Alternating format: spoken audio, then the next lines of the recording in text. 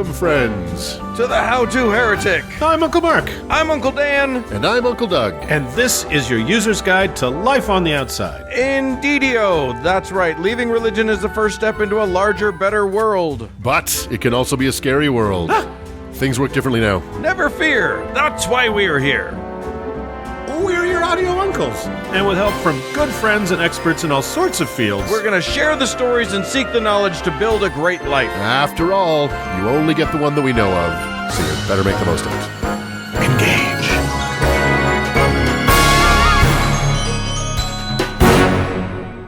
Hi, fellas. Oh, hi. Well, hello. How's it going? It is a crazy beautiful day here in our fair city. Glorious day here. Yeah, very, really very pretty. We stood out back talking to our neighbors in the blazing beautiful sun for a good hour almost. It was so pleasant. I did the same thing, but I just stared at a wall. That's the right thing to do. Well, your neighbors don't want to talk to you, Doug. Not after the incident. But yeah, it's a beautiful day here, and it's kind of helped lift our spirits. I don't know if that'll be evidenced in the show, but we have a show, and it is a show, which is technically a show. And Dan, you're going. What are you doing? We're gonna do a little bit more Book of Mormon, and I apologize in advance. Yeah. Oh my gosh, it's so good. It's so good. And It's hard to make it. It's hard to make fun of because it's such a well-written show. And I'm going to talk, I guess, about the origin of the species. Is that what that was? I think so. And then I'm going to bring it home talking about another threat to our democracy. Hey! Yay! Yeah. So it's a fun show. It's a fun show. So dive in, enjoy. Don't forget that our content is going up all the time in segments on YouTube. You can share those, send them to people you love, to people you hate, to people you've never met. Yeah. You know what I mean? Send them to your legislators. See if they help. And then there's a really nice little community going on over at Facebook with the unofficial website. What are we calling it? The Unofficial Heretic Hangout, I think. There you go. Yeah. So go over there, meet some people, do the things, and let's do a show.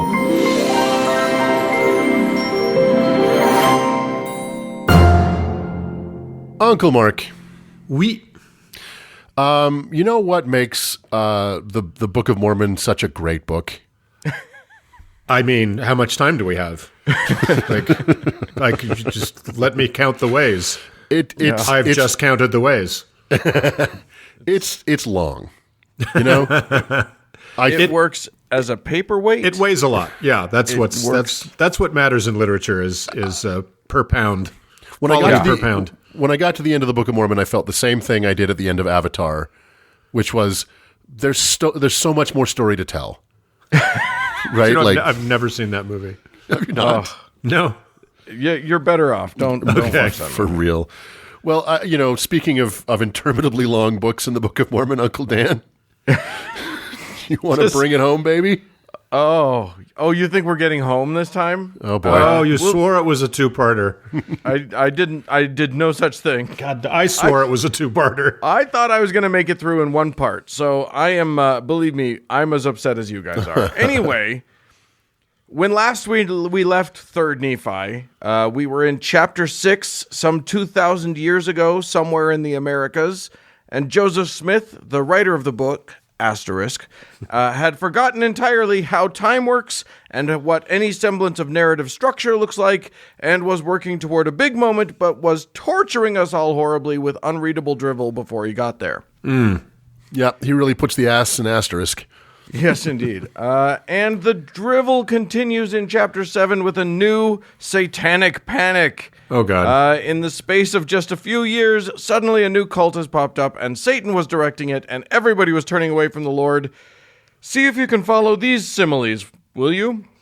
No. And thus, 6 years had not passed away since the more part of the people had turned from their righteousness, like the dog to his vomit, or the sow to her wallowing in the mire. The fuck are you doing, Joseph Smith? Jesus.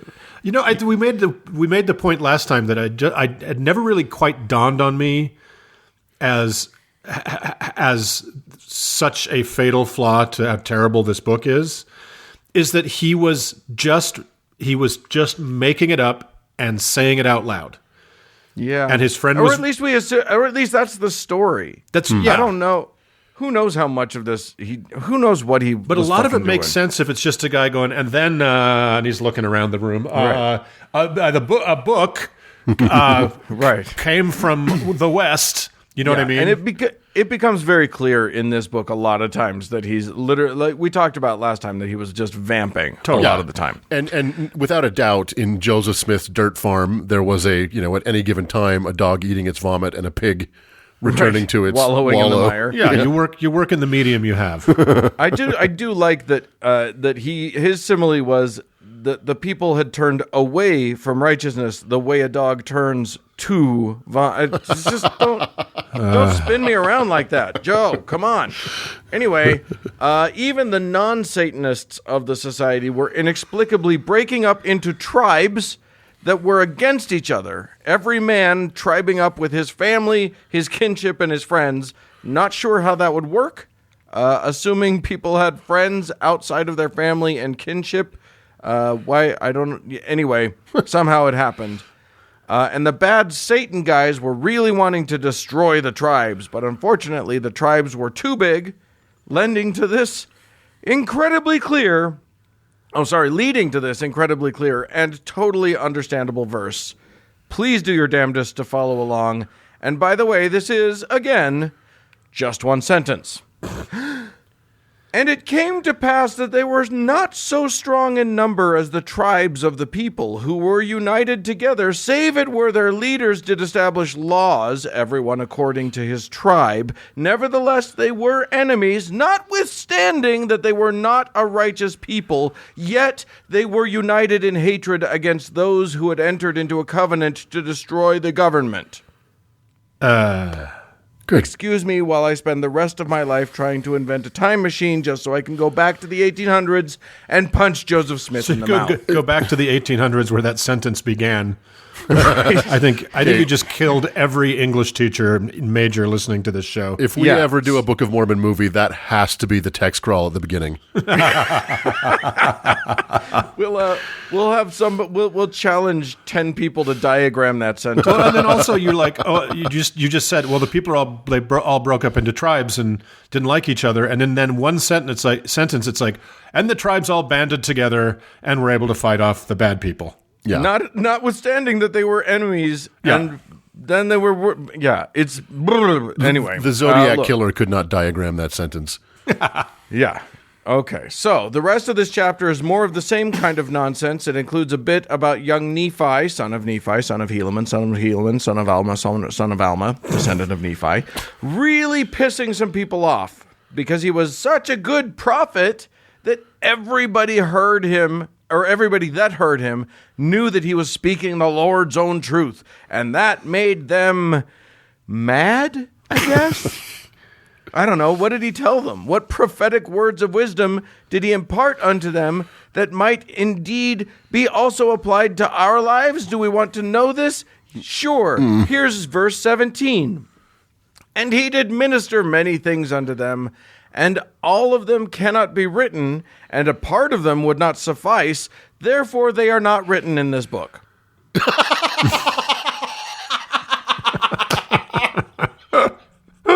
Well, fuck you too, then, Joe Smith. See, he's just making it up. Oh my God, that's so funny.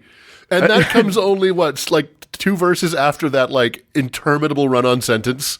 Yeah. Yeah, I can't talk about that here. We got to get places. Right. Well, I can't write them all, and if you write too little of it, then that's not good either. So we're just not going to write any of it. That is funny. But I will use the same cheat code and just fucking skip the rest of the chapter and move on to chapter 8. So, you guys, it's finally chapter 8. And why is chapter 8 important? Because this is when the 33rd year passes away, making it the 34th year since Jesus was born all the way on the other side of the world. This is it! The year that all the prophets have been telling us about, and this is the time William Miller and Harold Camping are right This shit is about to hit the fan. Now, I want to stop here and remind our listeners about what happened in the Bible when Jesus was crucified. Listeners will remember all the way back in episode 27 when Uncle Doug compared the various gospel accounts of the crucifixion. The Bible has accounts of some pretty freaky supernatural events happening when Jesus died.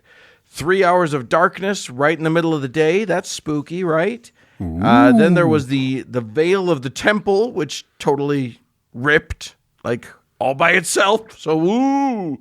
And then the Gospel of Matthew really goes off the rails and says that there was an earthquake that split rocks, scary, and a bunch of saints rose from their graves and wandered around town for a while. Yeah. So, hello. Yeah. on the whole, a lot of crazy shit seems to have happened in the Holy Land. And I love that that's just kind of the end of that story. A lot of saints just got up, took a stroll around town as the undead. Yeah. Anywho, Yes, what's next? Like you do when the Lord and Savior is murdered. Yeah. Yeah. Well, Bubba, hold on to your crown of thorns because you ain't seen nothing yet. Here on the good side of the world, shit got for real. First thing that happened, a storm, but one like nobody had ever seen. Thunder so powerful it shook the earth like it was going to split in two. And then, in a slight failure of chronology, there was exceeding sharp lightnings. Lightnings?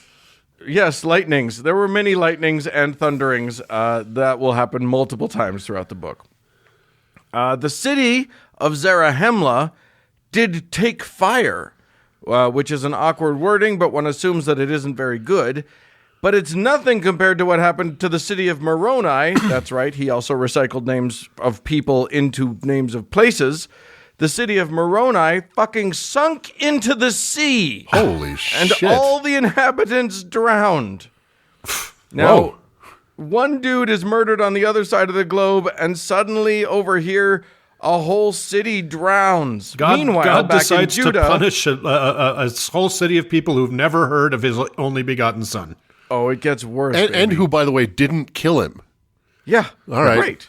Yeah. Meanwhile, back in Judah, where they actually killed the guy, Right. things get a little dark, and some saint zombies mill about for a minute. And a sheet How got is that ripped. fair? Yeah. And a curtain rips. Yeah, exactly. So, Moroni is Atlantis now, not to be confused with another city, Moroni Ha, because obviously, which is totally buried underneath a new and previously non-existent mountain. And there's more. I'll just read from the book. And there was a great and terrible destruction in the land southward, but behold, there was more great and terrible destruction in the land northward. For behold, the whole face of the land was changed because of the tempest and the whirlwinds and thunderings and the lightnings and the exceedingly great quaking of the whole earth. You remember, if you remember last week, there was a very odd period of public works and infrastructure improvements right before all this happened, when they built up all the cities and they made a bunch of highways and roads. Yeah, You guys infrastructure remember that? week. Yeah. Well, all of that shit was destroyed, and it literally mentions it. This is verse 13. And the highways were broken up, and the level roads were spoiled, and many smooth places became rough, and many great and notable cities. This is crazy. Many great and notable cities were sunk, and many were burned, and many were shaken, till the buildings thereof had fallen to the earth, and the inhabitants thereof were slain, and the places were left desolate. Why? Yeah. Why- What did and- they and- do? Yeah, What did exactly. they do? Yeah. Well, we'll get to that. Oh. But remember that this book is ostensibly being written by a guy going tink tink tink, tink tink tink tink. That's Tink, tink. That's not exactly true. It is the contention of this podcast that this book was written by two assholes in upstate New York. I am going to, on my deathbed, I'm going to be trying to imagine what smooth places became rough. I do have to go on with the verses because it actually gets really delightful. And there were some cities which remained, but the damage thereof was exceedingly great, and there were many of them. And there were many in them who were slain, And there were some who were carried away in the whirlwind, and whither they went no man knoweth, save they knew that they were carried away. Bye. And behold, their house did land upon the wicked witch of the west. Yeah, exactly. Anyway, the storm and the earthquakes and the whirlwinds and all the devastation that went with it apparently only lasted like a few hours, which that is some effective natural disastering, my friends. Yeah. But we're not done yet. Now comes the darkness. But this ain't no pussy-ass Bible darkness where everybody's just like, that's weird from noon to 3. Hell no. This is 3 days of darkness, and that's not squint your eyes and hope you can make out who's at the door. We're talking total, literal blackout. Like, you can't light a candle, fire doesn't work, no sun, no moon, no stars, just everybody's completely blind now. That really for complicates 3 days. That really complicates the rescue efforts in the wake of this disaster. It does. It does. Yeah. And we get it, Joseph Smith. Your dad can beat up the Bible's dad. Right? It's true. So have fun finding food and water among the rubble of your life now with literally no vision at all. As you can imagine, this upset some folks. There was great mourning and howling and weeping, as there ought to be. Then came these interesting tidbits, which seemed to happen during that darkness. And in one place, they were heard to cry, saying, "Oh, that we had repented before this great and terrible day, and then would our brethren have been spared, and they would not have been burned in that great city Zarahemla."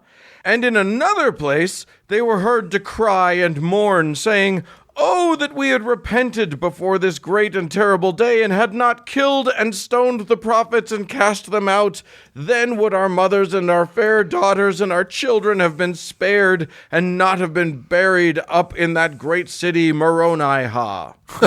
So, here's the thing. I can't take anything seriously that ends in ha. No, nor should you. Yeah. Do you think the but you residents can't- of that city called it the Ha? Well, you have to differentiate it from the Exactly. city of Moroni. So, yeah, you're going to call it the Ha. Or Moha, if you're if you want There to you go.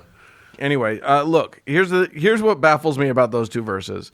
Somehow, in 3 days of complete darkness that immediately followed 3 hours of total devastation, these people got word about the destruction of cities miles Right. away from them? Exactly. I guess, I don't know, maybe NPR was still going? What the fuck are you talking about? It's Unless- it's NPR. It's Mormon Public Radio. Yeah. There you it's the voice of pre-Columbian America. They could still The get- voice of Moroni, huh? Yeah, exactly.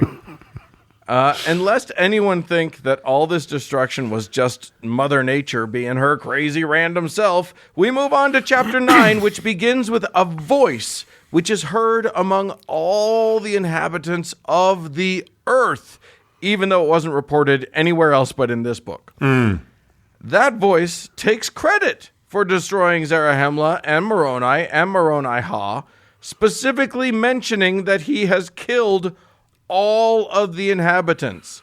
Then he keeps the list going with 13 more cities that he destroyed that we hadn't heard about yet.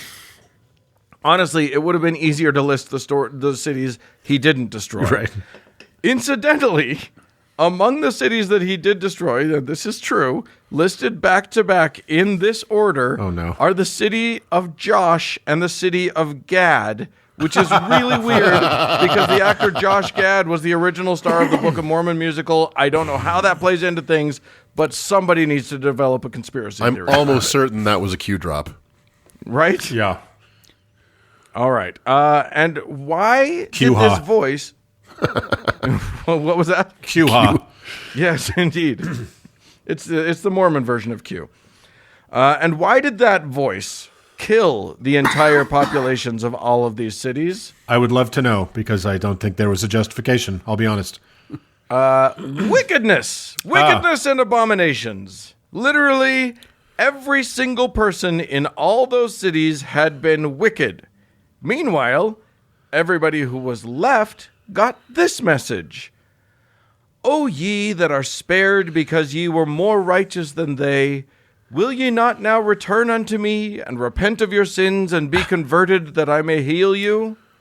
Which, yeah, I think maybe they might. Yeah. You just destroyed their whole world in 3 fucking hours and plunged them into 3 days of terrifying darkness with your superpowers. I think they'll probably do literally anything you say. This is the most direct abusive boyfriend God voice ever. It's like, come on back, honey. Won't you come back? I'm sorry about all that. 100%. Yeah. And not for nothing, you can just kind of imagine them being like, hey, God, I don't disagree. But there's this city on the other side of the world that just fucking nailed your son to a tree. Right. So what do they get? What do they get? Well, ruined drapes. They look, there were some real creepy people walking around for like an afternoon of zombies is what they get. So there. Yeah. But the former thing, that was the stick. Here comes the carrot. Yea, verily I say unto you, if ye will come unto me, ye shall have eternal life. Behold, mine arm of mercy is extended towards you, and whosoever will come, him will I receive, and blessed are those who come unto me. This gaslighting motherfucker murders hundreds of thousands, possibly millions of people, and then comes in talking about mercy. That is some Stockholm Syndrome shit right there. Yep. Then the voice introduces himself as Jesus, Son of God, the creator of the earth and everything that's on it. Which, if you thought that God created earth, you're wrong. And don't think for one second that God and Jesus are the same guy, because they're not. And you can only really understand the intricacies if you go through the Mormon temple, which don't. So, but Uncle Doug can tell you all about it. I'd be happy to. We should do the temple ceremony. Boy, I would have to refresh my memory in a way that I am not comfortable with, but fair enough. Well, maybe I'll take it on, since I don't have the associated trauma. I've a while ago thought that we should do for a patron-only bit that we're 3 theater reviewers and review the play in the temple. Yeah. Yeah. I like it. So after Jesus gaslights everybody he didn't kill in the Americas, there are several hours where everyone is just silent. Apparently just literally trying to process everything. They're just giving it a think. Or maybe they're trying not to get fucking killed. Right? They're trying not to be noticed. Exactly. Yeah. Which is funny, because apparently this makes Jesus so super uncomfortable that he pipes up again and is so weirded out by all of this that he uses the same metaphor of being a hen gathering her chicks under her wing 4 times in 3 verses. Literally says the whole phrase 4 fucking times. It's bizarre. And when he's done talking, suddenly everybody flips out and starts howling again. And apparently the earth had been quaking the whole 3 days of darkness, which is extra terrifying. But all of that finally stopped. And the mourning and the weeping stopped. And inexplicably turned to joy. Oh my Hooray! God. And they all praised Jesus, their Redeemer. Wow, they're just going down the whole emotional checklist. Yeah, it is absolutely the 5 stages. Yeah. I do not know about you guys, but that's one hell of a mood swing. Yeah. Both for Jesus, who switches on a dime from Gozer the Destroyer to benevolent Redeemer of the world, and then for the Nephites, who can apparently have the most traumatizing experience imaginable, and then flip the switch to rejoicing in an instant. But that just gets us through chapter 10. Tune in next week for the exciting conclusion of 3rd Nephi, the re-Jesusing. Oh, God. Good stuff. No, there's more. Wow. I'm just impressed you had the patience to go through that all again. Oh my God. I literally texted you guys crying about it. So Make it stop. it's painful. Yeah. But again, we do it so you don't have to, you at home. I'm So, so And I love you're how welcome. they're all of a sudden rejoicing. They haven't buried their dead yet. No. The putrefying corpses of their loved ones are still smashed beneath their cities. They And have they're like, not had- hooray! They had, like, literally the lights come back on and they're like, oh, this is fine. Yeah, this was fine. What were we all complaining This about? is better than it was a minute ago. So, all right. Yeah. Well, the people are either dead or stupid. So, can't wait for this to There conclude. you go. They can be both. It could be both. All right, moving on.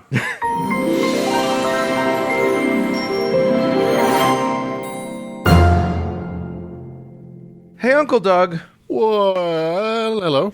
I feel like they've gone out and they've made a Mesopotamia. That's literally all I got. Because, but Mesopotamia means either middle of the river or the middle. It has to do with the middle and a river. Between the rivers, yeah. I thought it meant a whole lot of Potamias. It's a whole mess of them. The whole Mesopotamias. Well, I can tell you a little something about that little region of the world, fellas. You know, Please do. Otherwise, we don't have a segment for this. It's interesting, and we've mentioned this on the show before. I think we can all see the patterns in what we cover start to emerge after almost 180 shows. I find I do a lot of cults, and I do animals, and also space-related argle-bargle seems to be in my wheelhouse. I also seem to cover the Mesopotamian beat quite a bit. Sure. I'm not sure why. It may be that I was taking my foundations of Western civilization course at the same time I was taking my first college art history class, and both were pretty heavy on the Sumerian Babylonian angle. Right. And had to read the Epic of Gilgamesh at the same time, which kind of blew my mind because I thought it was awesome. But here we are again today, or there we are, way over that away, in that hot and troubled land in between those two big-ass and flood-prone rivers, Mesopotamia. And today I want to have a quick chat about some of the oldest gods of that mysterious land that have absolutely nothing to do with anything in the world today. I mean, oh God, I wish that were true. Why do I do this to myself every fucking week? Fuck my life. And those old dead gods are the Anunnaki. Oh. Yeah. Okay. There you I'm go. pretty sure So you made that up. I did. I might as well have. They first appear in the art of Sumer around 2100 BCE, so they're old as shit. They are those gods are the descendants of An and Ki, the ancient gods of heaven and earth, respectively. Their main purpose was to decide the fates of humans. Enlil, god of the air, is the chief god of the Mesopotamian culture, and there were several Mesopotamian cultures, and he is the oldest of the Anunnaki. Prior to his birth, heaven and earth were fused, but he rendered them asunder, carrying away the earth while his father An carried away the sky. So that probably happened. That was a mistake. That was a terrible mistake. So while there is some disagreement, most scholars think they include what they include what are called the seven gods who decree, and those are An, Enlil, Ninhursag, Nana, Utu, and Inanna. Their depictions are generally anthropomorphic, but what writings that have been found of them describe them as being of enormous size, but they're just kind of like giant human-ish. I should point out, in no artistic depiction or surviving text do they have any lizard-like or reptilian attributes at all. Oh, rude. Don't know why I had to say that. I just did. Oh, never mind. So that's it. And that's the Anunnaki, just some dusty old relics in a museum and a fascinating creation myth from the other side of the world. Bye. Bye. Yeah, Great. but Let's move on. It's fucking not. So Oh. apparently, I'm not the feel only one. tricked. I'm a tricker. I'm not the only one out there who finds the earliest possible stories and fragments of human imagination deeply fascinating. And where I and we three look at these things as evidence of humanity's search for answers and meaning in a frightening world, and evidence of strictly human genius and imagination, others look at these partial artifacts of our shared past and find proof. Yeah. Proof of what? I know listeners are asking while bracing for impact. Why?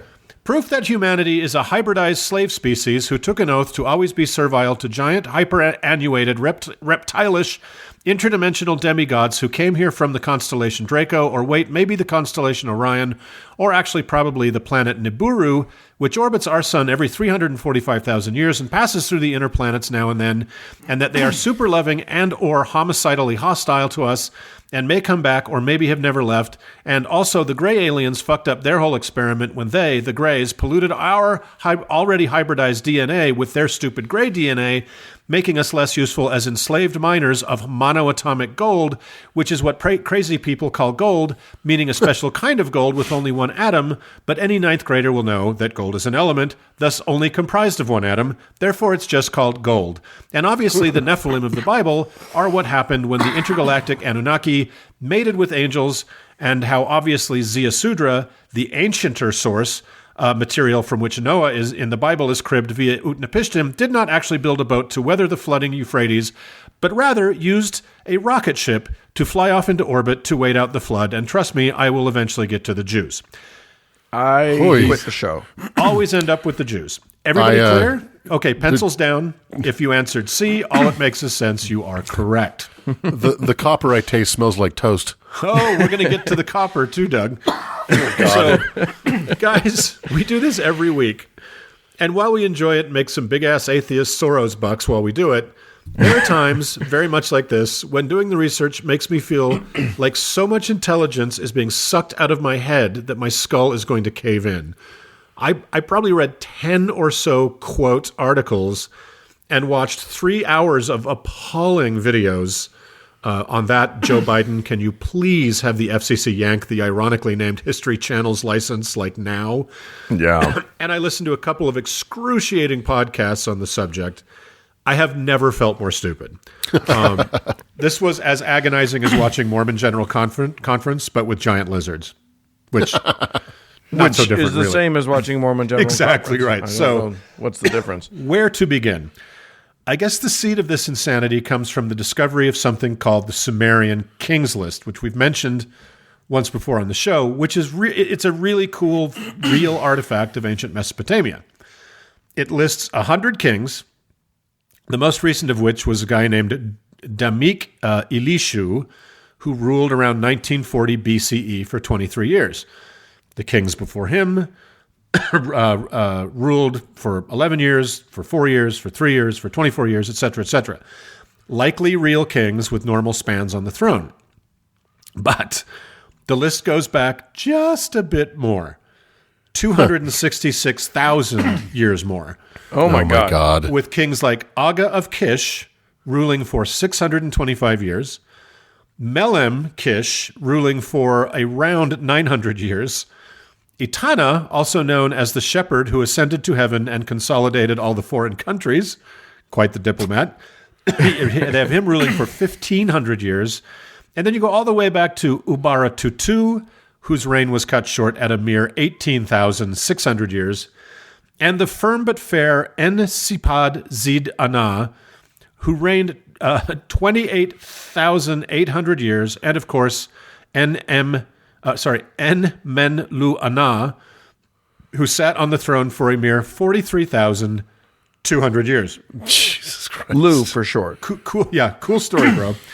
Now, where we can see this as an impressive young society feeling its oats and wanting to extend its legitimacy from its real royal lineage back into its imagined beginning of time via myth-making, such giants of research and truth-seeking as Erich von Daniken, the imprisoned Swiss loon and author of the laughably terrible The Chariots of the Gods, whom we anally probed in episode 129, and the buffoonish clown and now anti-masker COVID denier David Icke, we cackled at in episode 42. They see the Sumerian king list as true as a court reporter's transcript. No questions asked. It's just the facts. Right. Now, while scientists say that modern humanity is 200,000 to 300,000 years old, 200,000 to 300,000 years old, the snake oilers of the New Age insist organized, megalithic, literate civilization is much, much older. Evidence be damned, and the King's List proves it. The end. Yeah, I don't know how you can say evidence be damned when there's that big piece of evidence just sitting right there. And they literally, like, you watch these horrible, and they're, quote, documentaries, which they are not. And these guys are like, well, we know that human lifespans were longer because Methuselah lived X number of years and Noah lived X number of years. Oh, God, help me. Yes, Your Honor, the prosecution rests. Right. And how can our humble hominidness have become so complex eons before there is any dirt-based or radiocarbon evidence of it? It's because 30-foot tall, very beautiful space travelers who lived to be 300 to 5,000 years old either jiggled here from the lizard constellation Draco via the lower dimension number 5, or jumped off the silent but violent 10th planet, Nibiru, as it swung by us in its eccentric and so far undetected orbit, as laid out in Zechariah Sitchin's numerically perfect name book, The 12th Planet. That's right. A book about the non-existent 10th planet, Nibiru, is called The 12th Planet. Yeah, you don't know about the non-existent other ones. I love the idea, too, that you can be from a constellation. Right? This grouping of stars that are like, millions of light years apart and only seem a coincidental shape from our perspective. Right. Is not a place. Right. So anyway, according to Sitchin, the Anunnaki of planet 10 or 12, whichever it was, came here, found our pre-Homo sapien ancestors, gave them a big old boost of their own DNA, and made us Homo sapiens in order to mine monoatomic, no, fuck it, gold, it's just gold. And what did they need our gold for, guys? Yeah, I was going to ask that. I still don't know what anybody needs gold for. You're going for the most practical thing you can imagine using gold for, to patch, and he really says this, holes in their atmosphere. That's right. They made a slave species to mine gold, a metal almost twice as heavy as lead, to cork holes in their sky. So, wow, that's impressive. That is an impressive level of stupid. Yeah, that's not going to end well for you guys. Anyone who lives under that hole is in a world of hurt. A very expensive and elegant death, but death nonetheless. That's why you only need one molecule of it. Anything else, and it's too heavy. It's too heavy. Gold floats. Where did monoatomic? It just sounds something. This is just part of this conspiracy world. Like monoatomic gold is, and I'll show it again. It's very important to them. But again, gold is monoatomic. Right, exactly. It's an element. Is there a polyatomic gold? It's like monoatomic helium. Right. Yeah. It's an element. I tend to think that what they're actually saying is they just want one atom's worth of gold.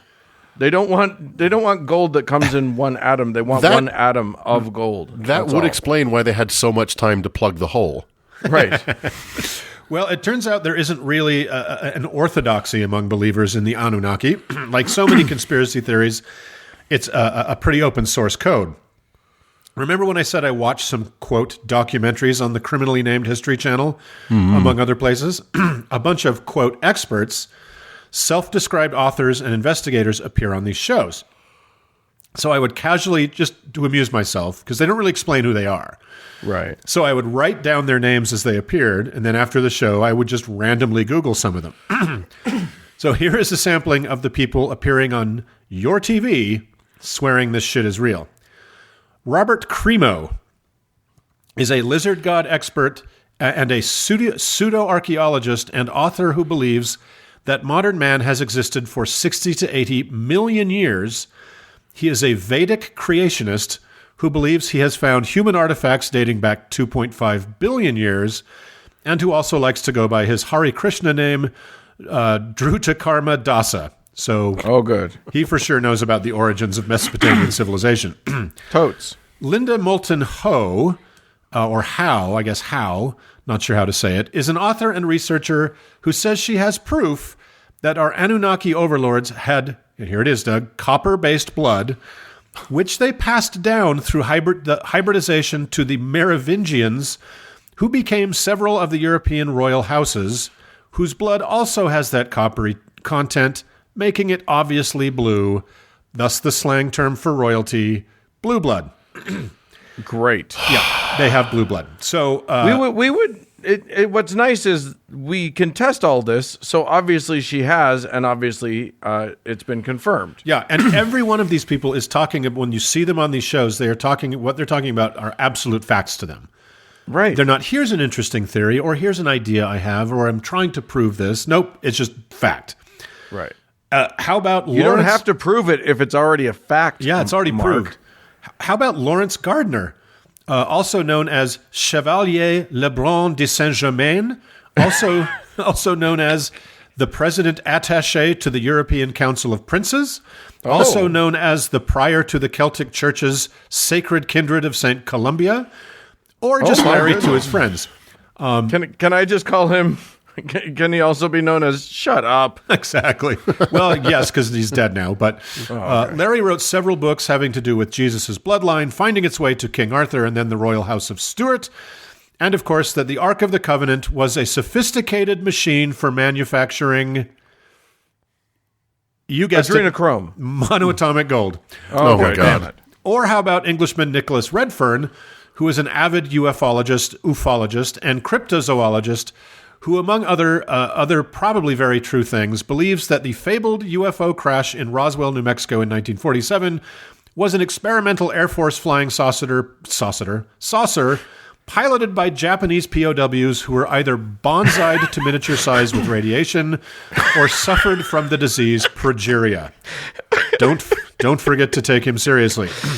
Oh my God. Or my favorite, David Childress, a prolific author and loon of the first water, that writes about and seems to believe in all sorts of things about our old stomping ground, Lemuria, also Nikola Tesla, anti-gravity, free energy, Sasquatch, the Yeti, time travel, the Bermuda Triangle, the Kennedy assassination, tons of stuff about UFOs, and a thing I had never heard of called Vimana, which are mythical ancient Indian flying palaces, which he claims were and are real, and that the megalithic structures of the non-white world were built by tall, blonde, seafaring Atlanteans wearing red turbans. Oh, my God. It was he. It's the specificity that makes it really sound true. The incredible, like, some of these guys talk about meetings, like in boardrooms that the Anunnaki had 4 billion years ago, and what was decided in the meetings. I'm not kidding. They're reading the notes How of is them. LRH not a part of this? How I don't know. I don't know why he didn't co-opt this or vice versa. Right. It was he, David Childress, when describing the Sumerian flood myth of Ziusudra that we discussed in episode 133, suggested that Ziusudra did not build a boat to survive the deluge, but rather a rocket to fly into orbit in 2900 BCE to wait out the flooding of the Euphrates River, which the History Channel happily illustrated by showing some sort of futuristic plasma pulse rocket rising skyward from a Mesopotamian ziggurat, for fuck's sake. Oh, love it. So Perfect. I know, it's bananas. So this gets us to two of the very real issues with this bullshit. The first is what I call the unified field theory of conspiracy theorists, which is just another name for a version of the argumentum ad absurdum, which is, it could have happened like that, so it probably did. Right. Right? Nope, that is not how reason or research or deduction or anything at all works. That is stupid. And that brings us to a more insidious part of this stupidity, which is the racism and cultural chauvinism that undergirds it all. And that brings us to the How To Heretics' tried and true rule of thumb when gazing at the wonders of the ancient world. Just because white people didn't build it, that doesn't mean aliens did. Right. Now, recall just above when I said David Childress believes the Atlanteans were blonde. This is what is at the bottom of the Anunnaki bullshit. White Westerners, since at least the time of Elena Blavatsky, look at the staggering architecture, writing, art, and culture of a place like Mesopotamia or Egypt, or they look at the Mayans or Rapa Nui, and conclude, well, these savages couldn't have done this, so ipso facto aliens. Right. It is such racist garbage, the History Channel should be sued under the hate crime statutes for airing it. And remember I said I was going to get to the Jews?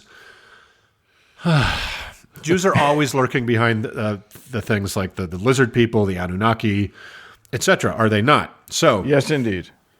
In one of the documentaries that was not on the History Channel, there was a very informative chart that they showed when they were talking about how the Anunnaki enslaved us via the financial system.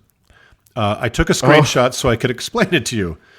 It's a graph presented as the Illuminati kind of version of the all-seeing eye on the back of the dollar bill.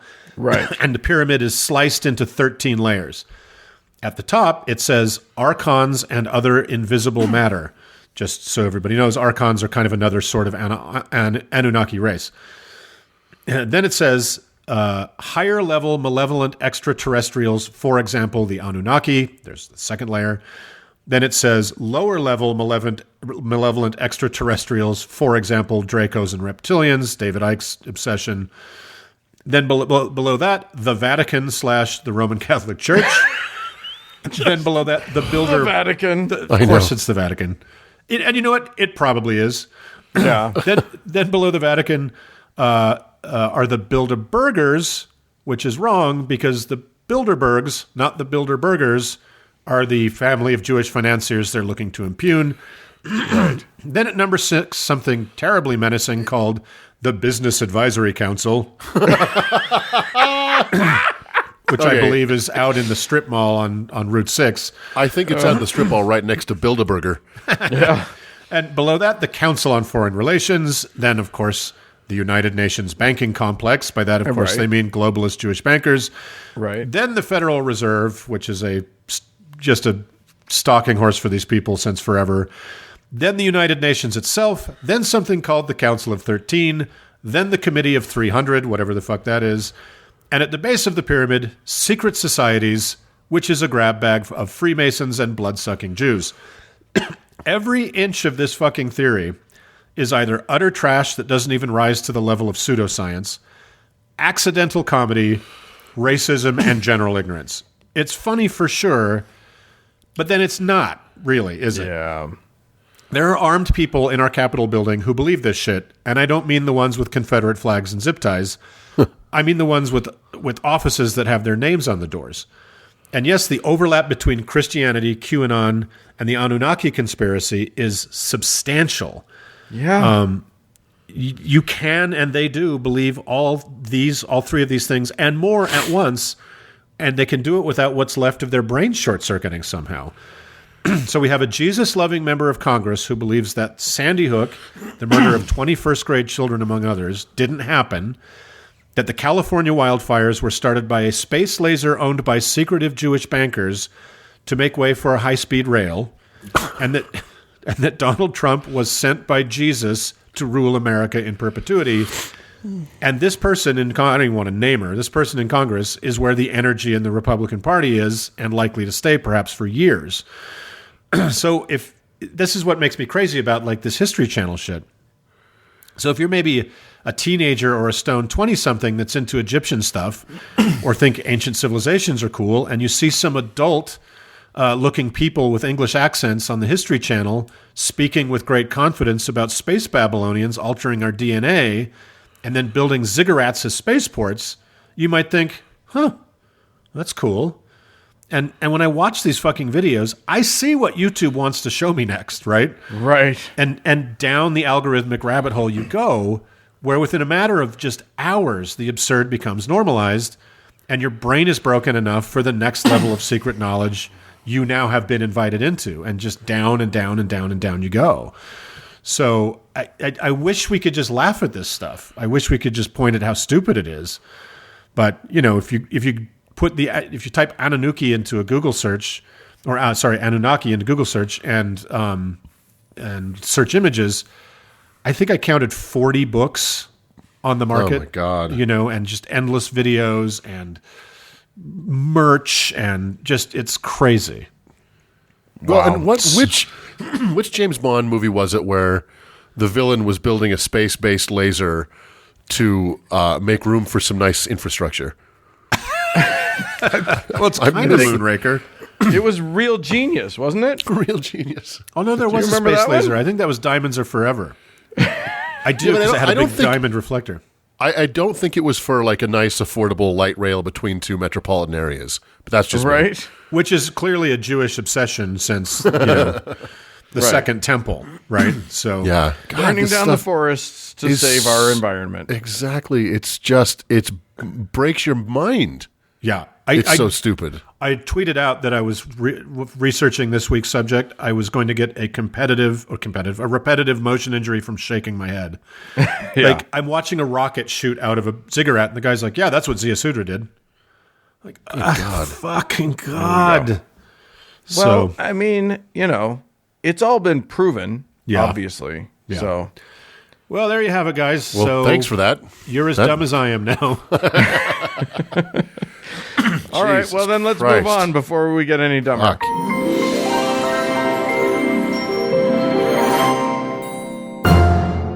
Oh, fellas. Hi. Ooh, hello. I don't know if you know this, but we're doing a show as we speak. We're making content For the kids. for the kids. We put it out there into the world. We say, hey, go ahead, enjoy. Let us go off and worship other gods together, we say. Yeah, exactly. Still, And, that is my favorite fucking line from the Bible. I just love, you like in Sesame Street, the guy that would open his trench coat and he had like watches for sale or a letter for sale or whatever. Right. It's buy so a watch? conspiratorial. Like, hey, psst. Hey, mister. Come over here. And then the guy's like, okay, let's do it. Yeah. I just love that line. I love it. I do too. All right. So anyway, one of the things that happens is that some of these people open up their coats and drop a watch into our Patreon. They buy a letter. They give us their money, and that's how we keep going, and we really appreciate it. And we got a good one. We got a bumper crop this week. Nice. So we got a lot of people to thank. So thanks to Midgie. I want to say Midgie. Linda. Skip those two. Jordan, Ryan, Dan, and then we need to bestow some sainting. So, Uncle Mark, please give a saint to Kenneth. I've been waiting to give a saint for so long to Kenneth. So I have a special one in mind. And this one from the big book of saints that I don't have here on my desk is this Saint Velvetia, the Akimbo of Ypsilanti. And the Saint Velvetia is the patron saint of margarine producers. And of course, any lives lost to pole vaulting. And so this is including actual participants, bystanders, or high-stakes gamblers. And he is also the patron saint of the Pacific Garbage Patch. Excellent. Yeah. Woo. It's a good one. That's beautiful. It's premium saint. And Uncle Doug, Whoa. Are you ready? I need you to whip out a saint for Dan. Dan, let me find a saint that's not as boring as your name. Rough. That's coming from Doug, by the way. Yeah, I know. He's a patron. Just it keep is in a mind. well-known fact that all Dans are handsome and smart. So, All right, Dan, your name is your saint is named Saint Angola, the rock and roller, the indifferent of all the delicious parts of Mauritius, just the delicious parts. He's the patron saint of cereal grains that are not used in any cereal, the study of very small rocks that float, and of course, as everyone knows, colorblind Elton John impersonators. Yeah, for sure. now that's a segment of society that actually needs sainthood, that needs the Exactly. help. They need intercessors on their behalf. Knowing what I know about Elton John's costumery, I don't think it would matter. Right? Yeah. And with all respect to Elton. Of course. Indeed. And for those of you out there in the world who can't afford to give us your money or choose not to for any other mean reasons, you can go and give us 5 stars on your various things in your iTunes and your whatever. You can write a review of the show that's generous and overly kind. Hyperbolic, really. Just fucking lie. Swing Say for the we're fences. amazing. No one. There is no God to hold you to account for it. So Yeah. anyway, you can do that like Riyab Haber has done, and this is what they wrote. titled "Irreverent, Funny, and Just a Little Bit Sweet." That I don't know which one of us corresponds with which word, but anyway, we'll get to it. I'm the sweet one, motherfucker. The hosts of this show take on the role of friendly, rebellious uncles that you can turn to when you realize you have fallen out of religion. Their goal is to inform you about the world you left behind, why you are better off, and that you are not alone. I recommend this show to everybody who is doubting, who has just left, who got out years ago, or even those who never were religious. The episodes remain topical, so the back catalog is worth giving a listen. You won't regret getting involved with this show or the community that has grown up around it. Now, how does it get better than that?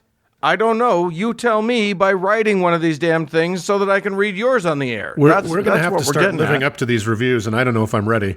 I don't think we have to do that at all. Well, either that or I don't know if I can keep writing these reviews, you guys. It's really getting hard on me. Yeah, Uncle Doug keeps having to create new personas. Login credentials. So there you go. Thanks so much to everybody. We sure do appreciate you. If you want to give to us, go to howtoheretic.com, click on the thing with the stuff, and you'll be able to do it, and that's really great. Love ya. Thank you, guys.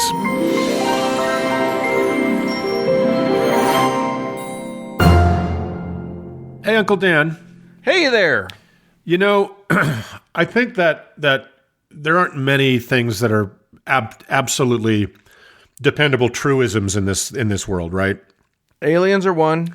Aliens are for sure real and come from Orion. Right.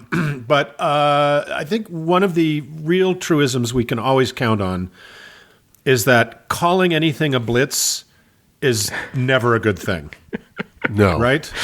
Oh, my goodness. Well, I mean, unless you're German, and then it's just lightning. Look, the Nazis gave it a bad name. They did. But you know what? You know who can actually just take a good old Nazi-ruined thing and run with it? I think Uncle Doug, you've got some people that you can talk to us about. Yeah, they've shown that to be their speciality in the last few weeks, right? Well, dear uncles, over the last few weeks, I, like many of you, have pretty much given up on the notion that 2021 is going to be substantially better than 2020. Let's not forget that we rang in the new year with a white nationalist mob storming the American Capitol, waving a Confederate flag that never made it there during the Civil War. And now new, far more contagious strains of COVID-19 are popping up fucking everywhere, meaning that theaters have once again delayed the release of the Dune movie, which is the only thing that's keeping me alive right now. And it was announced that Avatar 2 will be released the week before Christmas 2021, meaning that no matter what happens this year, however good, however hopeful, the year is going to end badly. Well, Jesus doesn't give with both hands.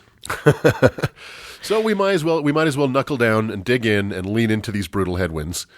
In that spirit, I got the subject for today's segment from listener Devin. With all the insanity of the last 12 months or so, vacillating between dark humor and humorless darkness, I put off this subject, but it now seems more apt than ever. Many listeners to this show and to our sister show TGIA will no doubt recognize the name of Project Blitz, as it has been in the news a lot over the last few years, mostly as a favorite punching bag for secular groups like Americans United for the Separation of Church and State, the Southern Poverty Law Center, and American Atheists. But for those of you who don't know, let's talk a bit about it. I want to talk a bit about the group itself, their tactics, successes, and failures, but I am far from the first to tackle this subject, and there are myriad resources online about this group that will undoubtedly do a better job than I in encapsulating its particular brand of creeping evil. Then I want to spend some time talking about their stated and unstated goals, mostly stated, because that's where the things get really nefarious. In a nutshell, Project Blitz is a collection of Christian right groups and organizations founded in 2015 with the stated goal to, quote, protect the free exercise of traditional Judeo-Christian religious values and beliefs in the public square, and to reclaim and properly define the narrative which supports such beliefs.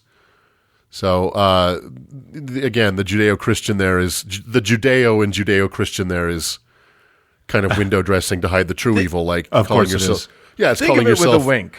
Exactly. It's like calling yourself a former pedophile. Oh, God.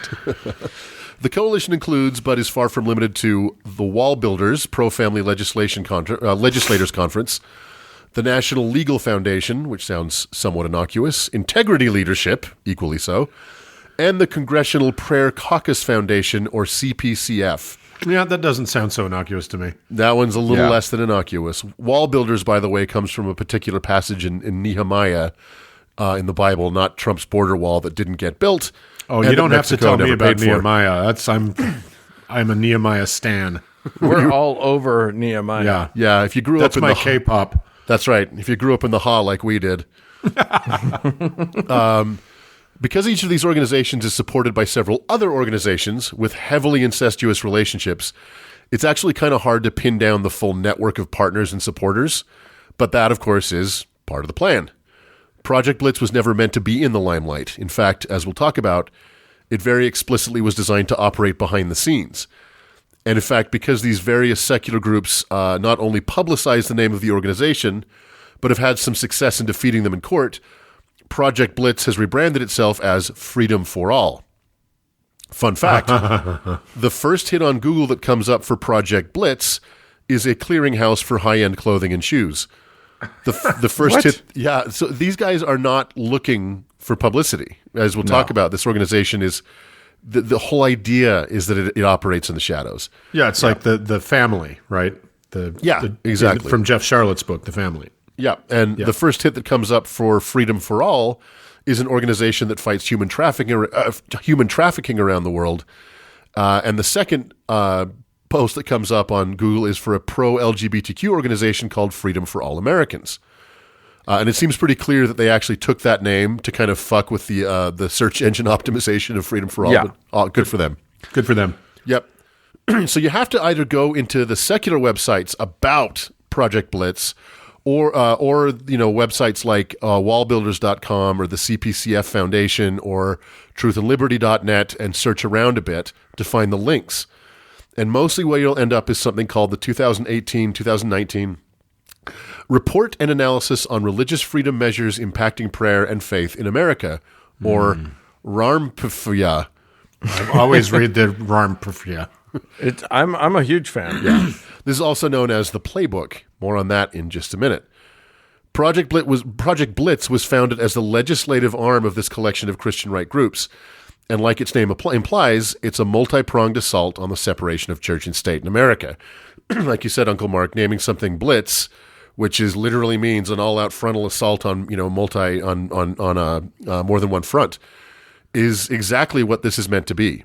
The Playbook offers state legislators various talking points and tactics to promote pro-Christian legislation, and even offers model proclamations and model legislation that legislators can simply copy and paste into their legislative agendas.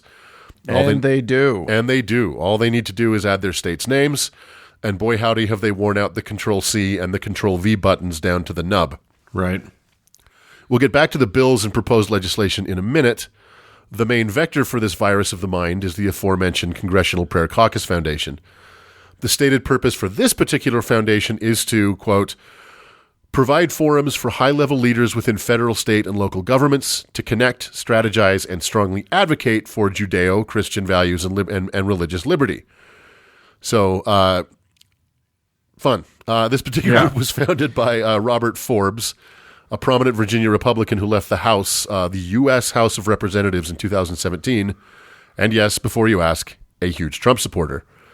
These forums or quorums often take the form of legislative prayer caucuses. These are either prayer breakfasts or lunches that take place on state property and have been established in 39 states, with caucuses trying to get off the ground in 3 more. The caucuses give legislators the chance to meet with each other and Christian rights activists and peruse the playbook. Many of the successful successful and attempted bills proposed by these right-wing legislators were born in these meetings. Most of the state legislators involved in this movement are Republicans, but not all. One notable exception is Jacksonville, Florida Democrat and self-proclaimed demon buster, Representative Kim Daniels. Oh my God. Aside from the corruption you might expect from this type of Christian, in 2019 she tried to pass a mandatory moment of silence bill in public schools, which, as we'll talk about, is one of the tactics of Project Blitz. Her initiative failed, and it seems listener Devin may have had a small part in its defeat. Yeah, she testified against it several times. Oh, wow. Yeah, Daniels then took to Facebook Live, and either her or one of her staffers referred to Devin, who was standing only feet away, as either the angriest or the ugliest atheist they'd ever seen. What? Yeah, needless to say, Devin wears this as a badge of honor. Yeah. And needless to say, that person has never seen any of us. This is Devin, our super smart brain scientist? Look, patron. let's not oversell her, okay? She's a listener. No, I'm asking. Is that who it is? Yeah, that's who it is. Yeah. There's a lot more to cover as to the breadth, scope, and structure of Project Blitz / Freedom for All, but I do want to get onto their goals, strategies, and tactics, because that's where the rubber really meets the road. Most of this comes right out of the playbook. Legislators are advised to begin testing the waters with seemingly anodyne proclamations.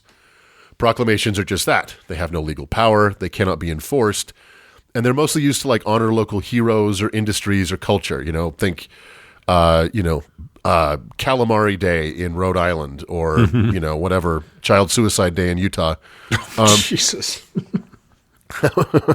However, what better way to figure out who may be on your side in the future than by forcing your state legislature to vote on, say, a proclamation recognizing Christmas, which is in there, or recognizing the importance of the Bible in history, or recognizing Religious Freedom Day. If the waters are favorable, as they are in most of the states in this country, you can then move on to the model legislation, which, again, is already written for you in the playbook. Just fill in the name of your state. Here, for example, is the National Motto Display Act.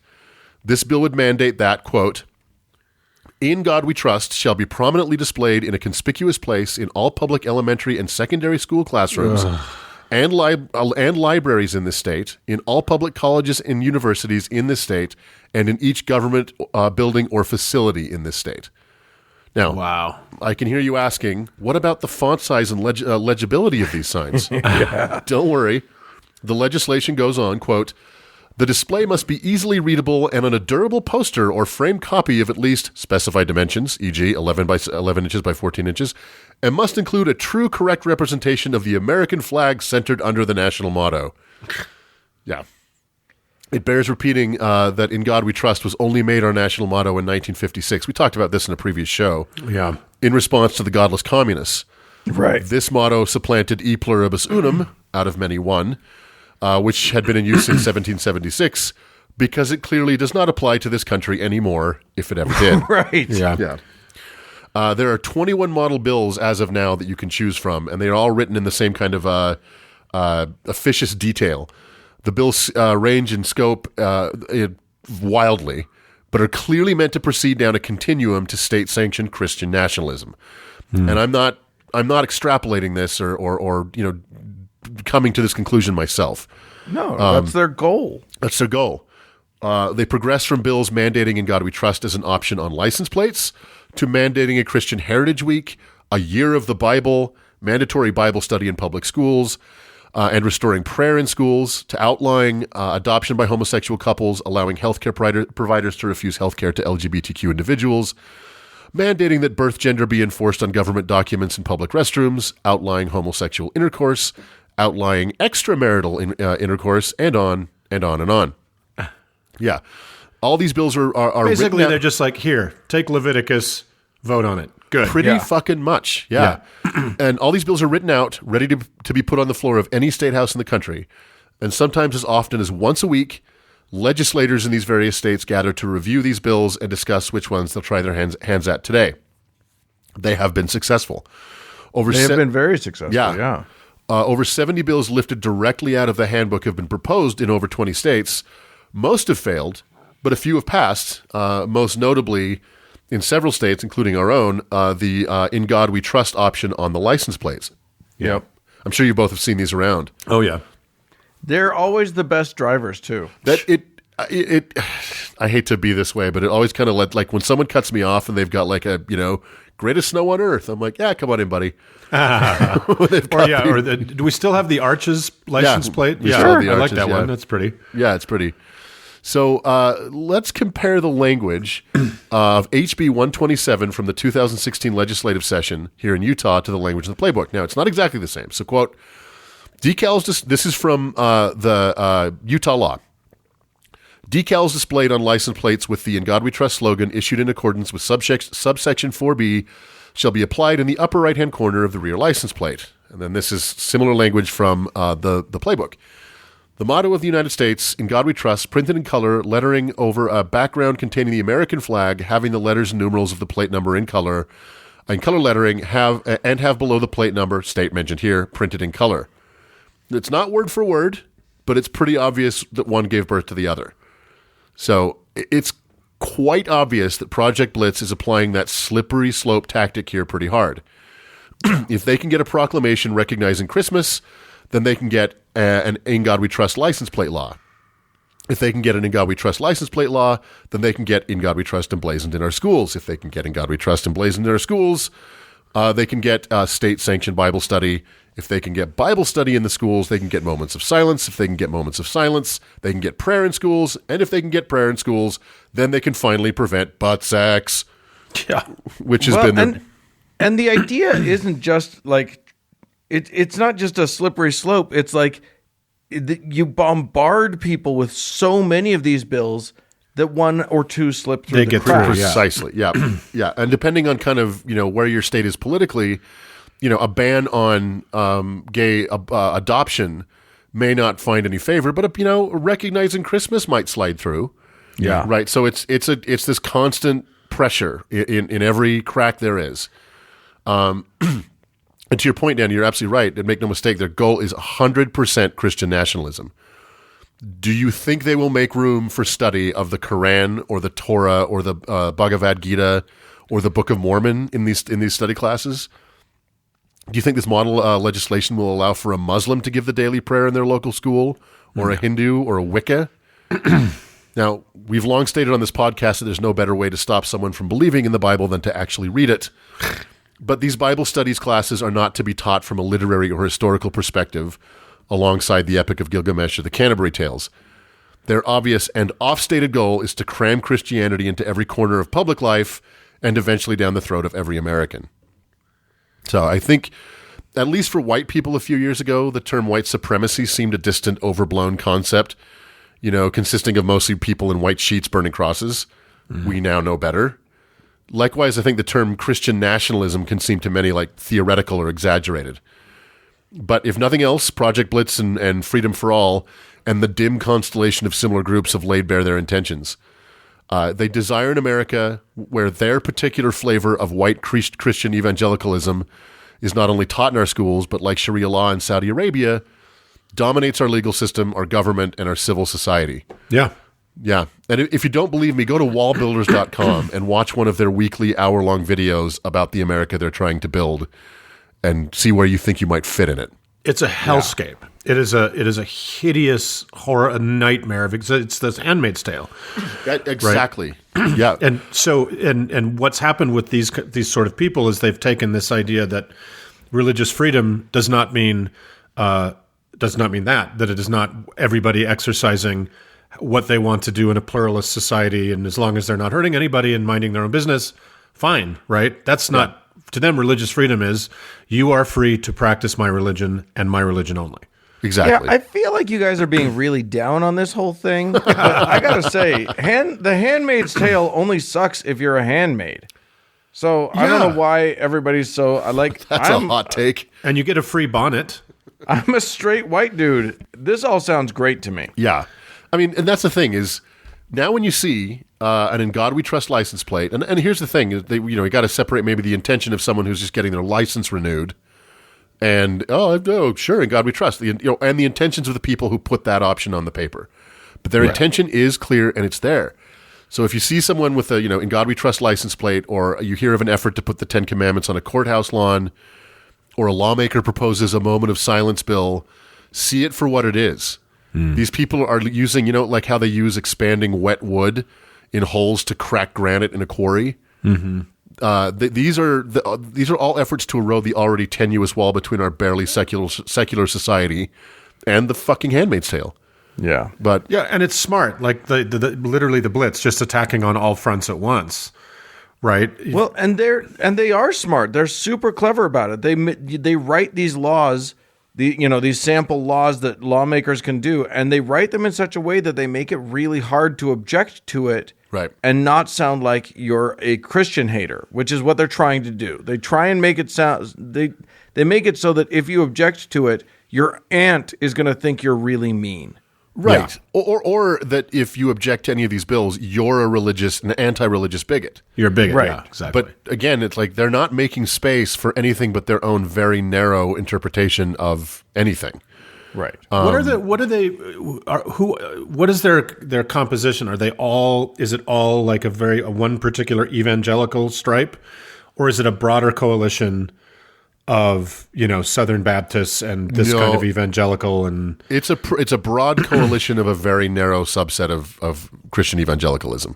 Well, except that they find common cause all the time with for radical instance, Catholics here in Utah and Mormons, right.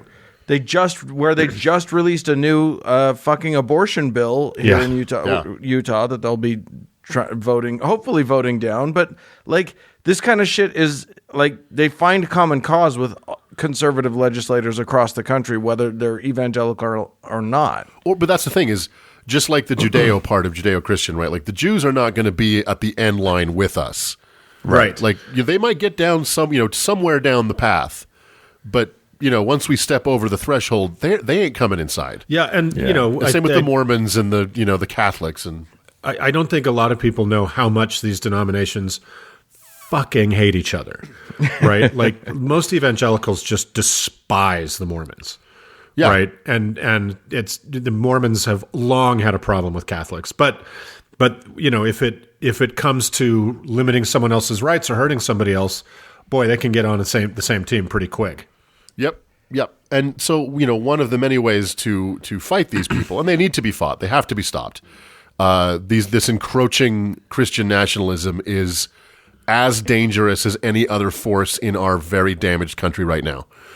One way to support the efforts to stop them is to support any of the myriad organizations actively opposing them all over the country. So, and this is a partial list: Americans United for the Separation of Church and State, the ACLU, NARAL, Freedom for All Americans, as I mentioned before, the Human Rights Campaign, National Center for Transgender Equality, National LGBTQ Task Force Action Fund, and on and on.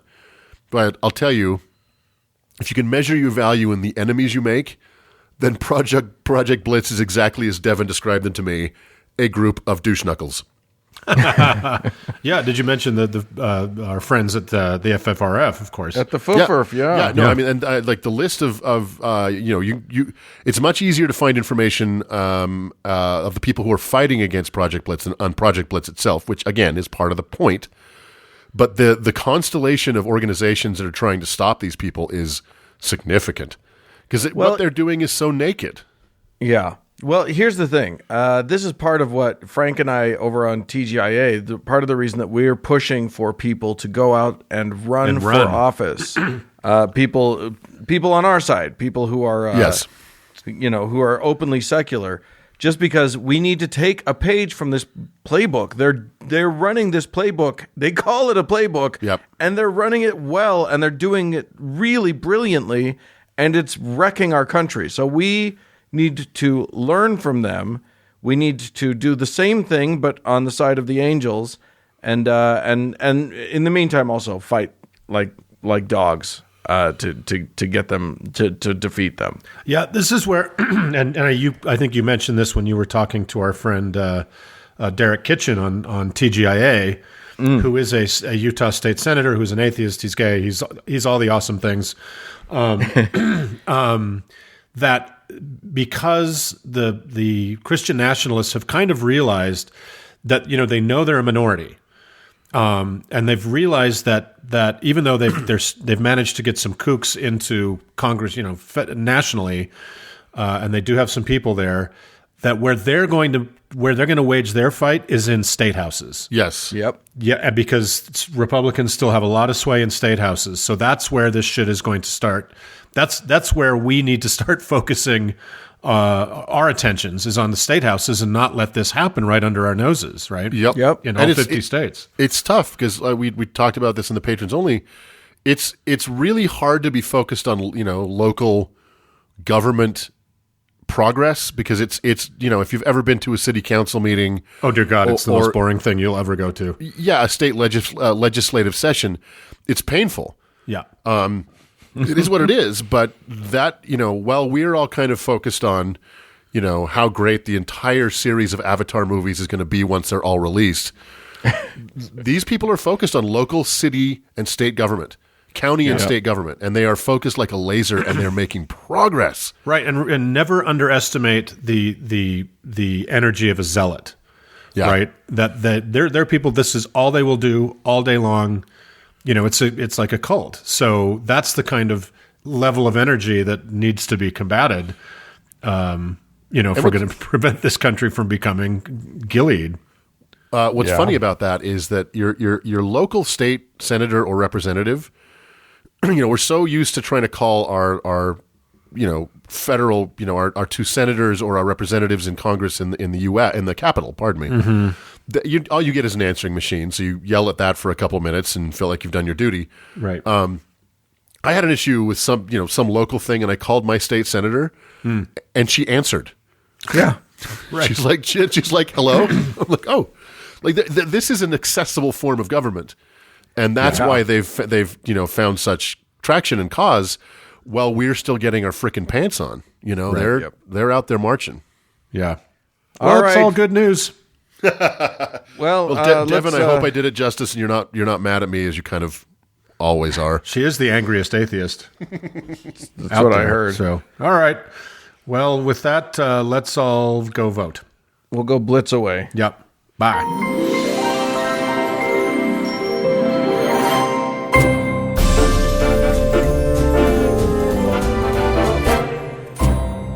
Well, friends, that is it for this week's show. Hey, if you know the signs and symbols for the gray aliens that are your grandparents, send us an email at howto@howtoheretic.com. Or if your city that ends in a ha was destroyed in a completely inexplicable earthquake, you can call and leave us a message about it at 903-88-HOW-TO, which is 903-884-6986. Or you can ha at me on Twitter at howtoheretic. And as always, thanks to our incredible and generous patrons. And thanks to our editor with the heart of monoatomic gold, Cody Layton. And thanks to all of you friends for tuning in. Bye, friends. Bye.